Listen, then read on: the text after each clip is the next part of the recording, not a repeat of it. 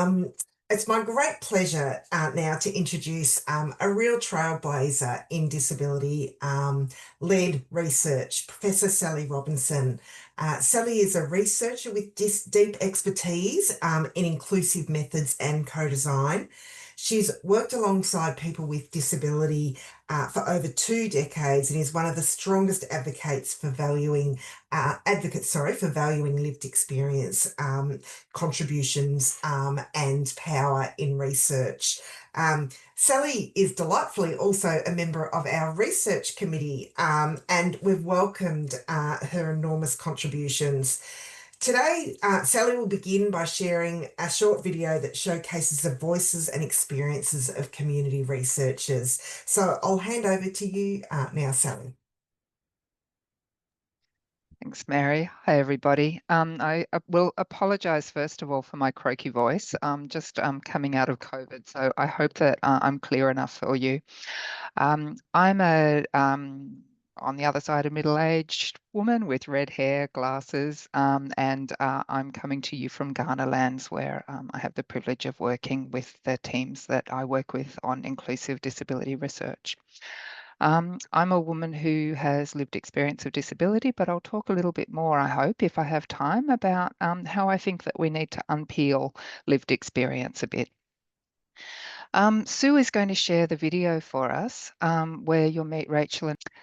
So Rachel and Ruby and I talked about whether this was the right place to show that video, and they were really happy to for you to all see the video, and they were pleased that as proud women with intellectual disability, they were contributing to this discussion.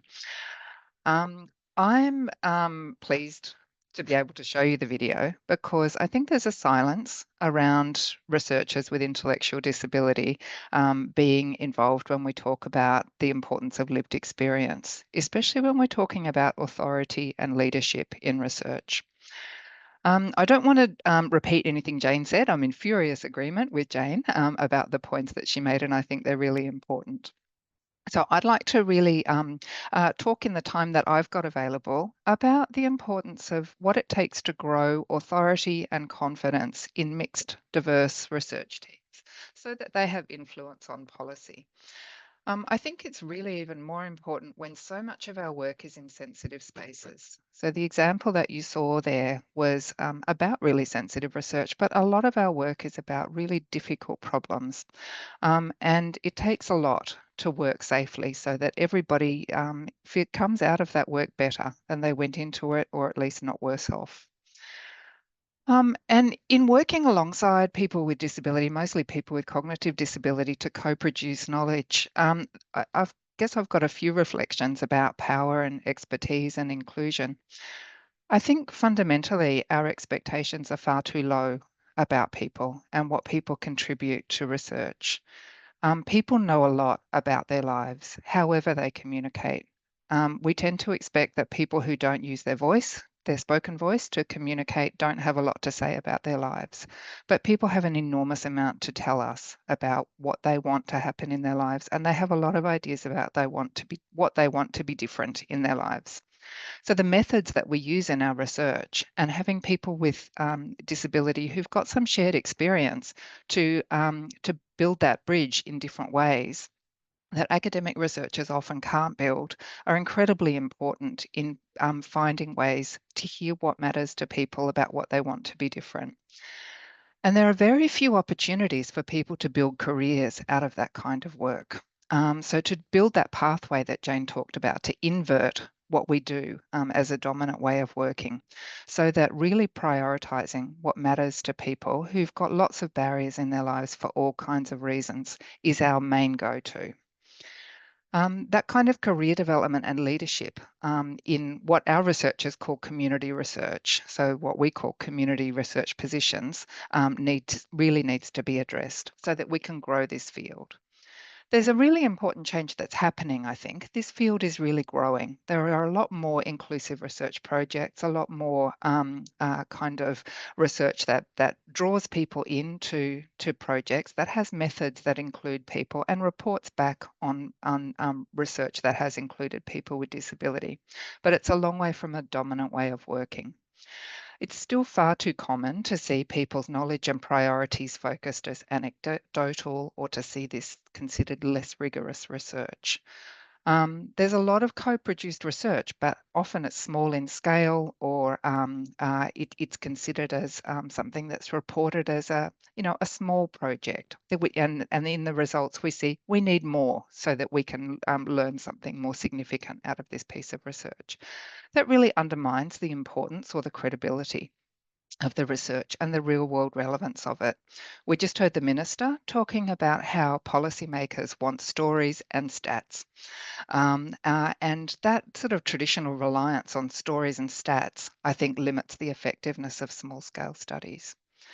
As the field is growing, we're starting to see a lot of scoping reviews now that bring together those small scale studies together. And that's really great because we're starting to see a body of work building where we see what happens when you put all of that work together. That's an academic's point of view about what's useful in bringing those things together.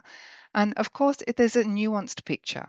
The Everyday Harms project that Rachel and Ruby talked about was really interesting for us because in lots of years of doing all of this research, it's the first time ever we've had partners, industry partners, government knocking on our door saying, we want in on this research because we think it's so important that this kind of harm needs to be addressed. And we really want to be in on the inclusive methods. So there is obviously a culture change happening, but we really need more of it. So what we do to sort of change this mindset, I think there's so many things that we can all do. As individual researchers, to be investing in upskilling so that inclusive research is designed and conducted rigorously and well. We can be educating each other as peers, doing that relationship development that both Jane and the minister talked about with disabled people and with their organisations, so that that's done in a sustainable and a productive way. Universities need to be investing in resourcing the development of inclusive research and setting some expectations around this kind of research. Having their ethics committees be well educated, people who are already doing this research having relationships with ethics committees so that the expectations are realistic and fair. Educating our higher degree research students and the people who are supervising them so that the pathway of people coming through is high calibre. Having communities of practice so that we're all helping each other in this. And the people who are helping, as we're all going for grants, we've got great staff who help us with that. If those people are skilled up about helping us really pitch well for any disability research to do a good job with our methods in this space, it would help. For funders, if they can anticipate the design and the conduct of inclusive research, the time it takes, the resources it takes, the creativity it requires, that makes a huge difference. The NDRP first round has just demonstrated for us how important that is. And requiring evidence of commitment, but also evidence of skill that's needed in teams to do this well. And providing capacity building opportunities for people. We know this is a developing field. And then for policymakers and governments, I think the minister just spoke really well about what policymakers are looking for, and the fact that relationships are important in that as well, but also deepening the understanding and the demand, I guess, about what co-design actually is, what co-production actually is, and not taking really thinned out approaches to co-design and thinking of consultation and co-design as the same thing, or co-design and co-production as the same thing. Really having some rigor around that matters. And then I think for all of us, thinking about where we are in our field now is important. How can we think creatively about the number and the volume of small studies that we've got now and what we can do with all of that body of work? There's some really great work out there. And it shows us that collectively, people know stuff about their lives. People have got really good ideas about what they want to change. We've got a really good body of evidence that shows that people with all different kinds of support needs, all different kinds of complexities in their lives, know important stuff. We don't need to demonstrate that, we know it. It's incumbent on us now to do something to demonstrate that we can stand on the shoulders of that work and learn really important things about how to approach policy and practice differently to approach wicked problems in ways that rely on the knowledge of disabled people, not to continue to think that we know better. I'm a disabled woman, but I don't have experience of living in an institution. I don't have experience of being abused by a staff member, which is what my research is about.